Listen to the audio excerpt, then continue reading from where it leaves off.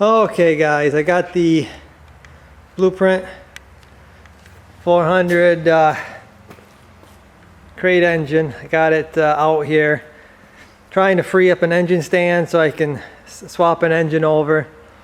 So I'm going to try to get this thing in the truck. It's kind of early. I hope it ain't too early because I still ain't got a few things figured out, but maybe it'll motivate me to move a little faster, although I'm moving as fast as parts will come in. So we're going to try to get this thing in. I'm going to use a lift plate this time. Usually I go on the heads, front and back, and then I use my leveler thing so I can kind of tilt it and work it. But with the firewall, the way this firewall is, the engine kind of sits down in there, and when I pulled it out, I scraped the firewall. Well, I don't want to scrape it now with it all painted, so I've got to lift it a different way. So this is how I'm going to lift it. Hopefully these headers aren't going to give me trouble. If they do, I'll have to pop them off.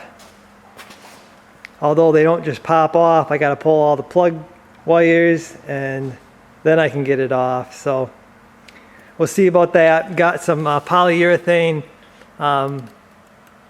motor mounts. I know the guys at BluePrint say you get a vibration with those, but I really like them for longevity, and you know, I feel like they're better than rubber.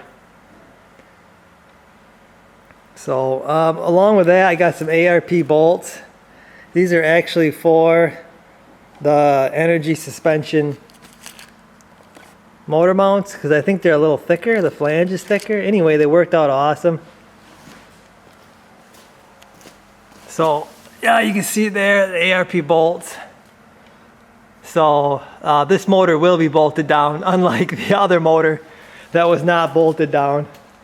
So I'm gonna get the engine lift out.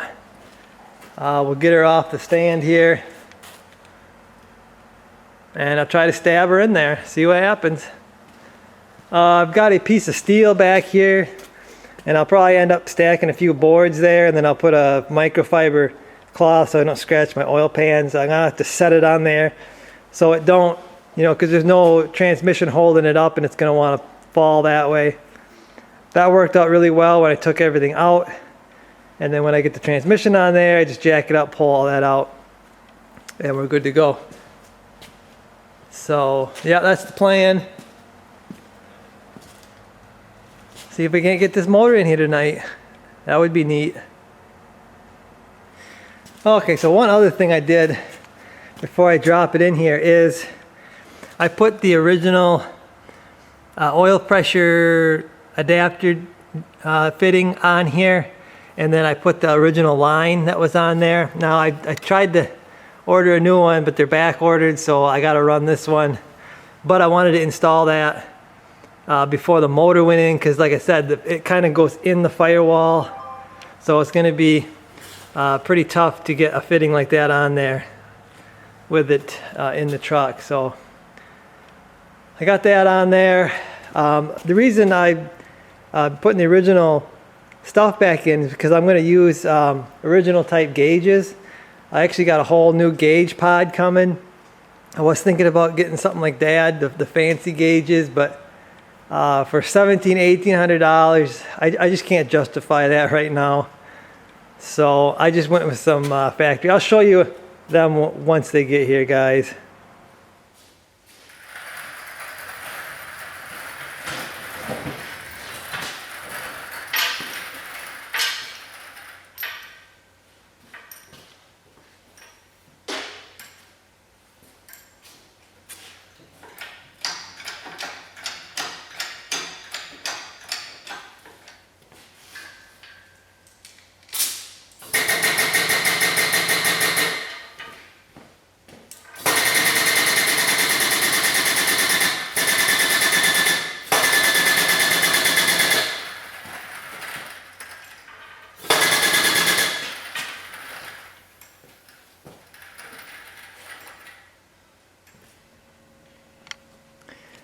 Okay, so you can see the motor is in the truck. Dropping it down in there on the motor mounts and getting it on those boards back there, that was pretty easy. I mean, it pretty much dropped into place. Problem started happening when I started fitting up the headers. Imagine that, Camaro headers won't fit a Chevy truck. So actually ended up having to do some massaging of the firewall back there. Actually this side only. The other side fits. It's pretty close to the spring hanger down there, but I think we're gonna be okay. Yeah, I had to take them off the motor. The motor was not gonna drop in with those long tube. I don't know what I was thinking. Shorty headers, maybe you might have done it in a truck, but anyway, I had to pull everything off, plug wires. I had to pull a couple spark plugs out of this side to even get it in there. They both had to come up from the bottom. This big heater box is really in the way to get this in there. I had to pull my dipstick out. I got to contact BluePrint, find out, you know, one that's going to work, because the original one, it's not going to go in there. I need like a flexible one, so maybe a low car or something like that. I'll contact them, find out which one I can use. So I gotta get that. It's tight.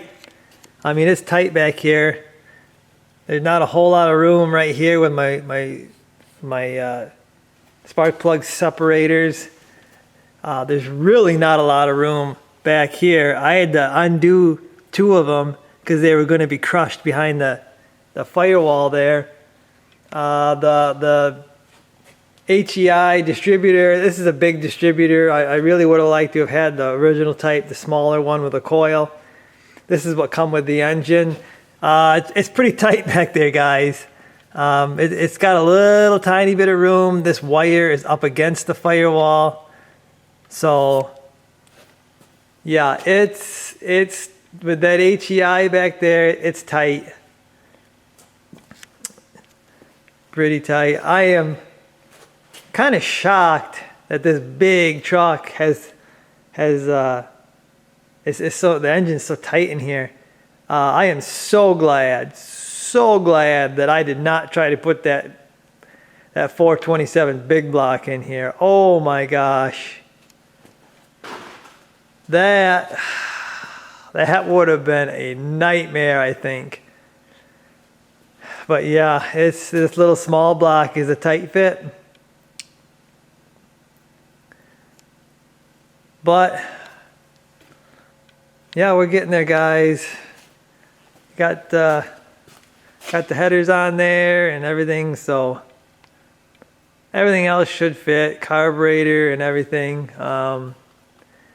You know, the linkage, I'm going to reuse the linkage. That should all be the same small block that I had before. So I guess that's going to do it for this one, guys. The truck has its heartbeat back. I guess I'll see you guys.